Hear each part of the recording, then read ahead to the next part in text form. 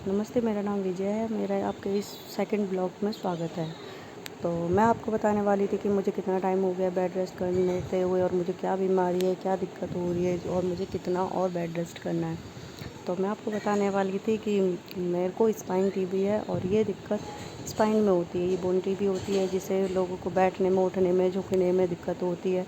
तो जैसे ही आप लोगों के कमर में दर्द होता है, आपको लग रहा है कि आपको डिस्क की दिक्कत हो रही है या आपको बेबी डिलीवरी के बाद में, सिजेरियन के बाद में जो दर्द होता है, ये सब कुछ नहीं है। आप एक बार एमआरआई ज़रूर करा के देखें। देखो, मेरी तरह मैं नहीं चाहती कि आप लोगों को भी दिक्कत हो।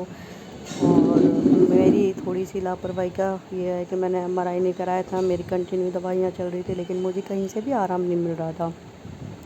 तो मैंने फिर एमआरआई वगैरह कराया, फिर मैंने अपनी दवाइयाँ ली हैं और जिससे अभी मुझे आराम है। मेरे को डॉक्टर ने प्रॉपर बेड रेस्ट बोला है। 9 से 10 महीने के करीब हो गए। अभी 3 से 4 महीने और मुझे बेड रेस्ट करना है।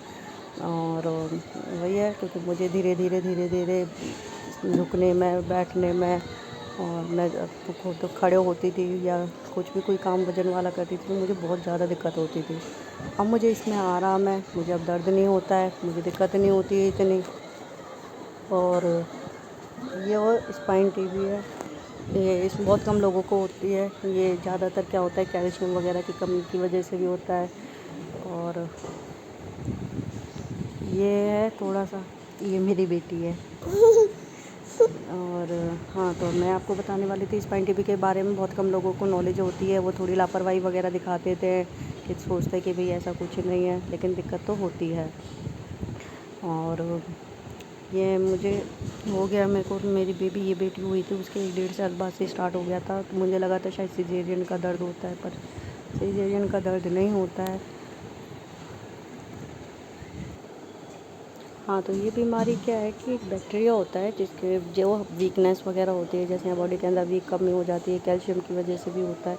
जैसे हम ये 21 तरीके की होती हैं, 21-22 के आसपास के करीब होती है। टीबी की किसी भी जगह हो सकता है।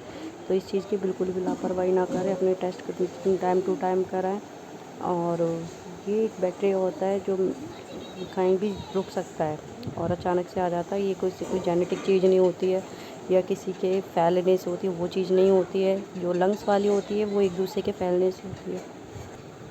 हाँ, तो ये एक तरीके का बैक्टीरिया होता है जो कहीं भी जाके रुक जाता है और धीरे वो फैलने लगता है, जिसकी वजह से बोन टीबी या फिर कोई और भी लीफ टीबी हो सकती है। ये टीबी हर जगह, कहीं भी, कोई सी भी जगह पे हो सकती है। तो अपना ध्यान रखें, अपनी सावधानियाँ बरतें। अगर आपको लग रहा है वीकनेस है या दर्द हो रहा है या दिक्कत हो रही है तो आप एमआरआई वगैरह ज़रूर कराएं और डॉक्टर से कंसल्ट ज़रूर करें कि भाई मुझे यहाँ पे दिक्कत हो रही है। और मेरी तरह अभी लापरवाही ना करें। मेरे को भी लगा था कि मेरे को ऐसी नॉर्मल दिक्कत है, मेरे को नहीं पता था। मुझे भी अपने टाइम पे फर्स्ट टाइम पता चला था कि बोन टीबी भी होती है, ये स्पाइन में भी जाके हो सकती है। मुझे लगा था कि मुझे स्लिप डिस्क वगैरह है या फिर कोई नॉर्मल ऐसी दर्द है, तो वो दिक्कत थी। और भैया बस आप अपना टाइम टू टाइम ध्यान रखें और अपने खाने पीने का ध्यान रखें, तंदुरुस्त रहें। और अपने परिवार का ध्यान रखें, अपनी फैमिली के साथ रहें। तो चलो, आज के ब्लॉग में आज इतना ही, कि कभी मिलते हैं हम। बाय, टाटा।